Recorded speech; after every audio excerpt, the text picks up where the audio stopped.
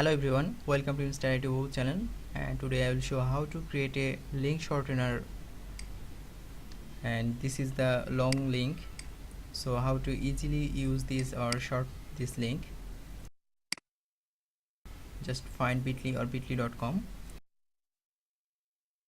or just a bit.ly, and bit.ly URL shortener custom brand URLs. Just go to this link and now come to this website, link shortener site, and this is the feature. Okay, my link, now copy and paste this link, and just automatically my link shortener, just copy, and now anywhere use this link. Just like a Facebook, go to Facebook and write a post like how to use website link shortener, and no more. Paste this link.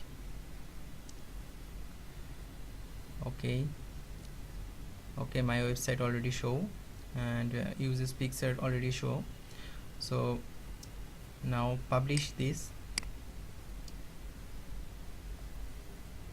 Okay, done. My link already shortener, and like a Facebook use this. Just click this and go to my link, come to my link and my website. So this is the easily to use how to build a shortener. Need a more tutorial, please subscribe my channel, or need more knowledge, go to itbabu.com/knowledge base. Thank you for watching. Take care. Bye bye.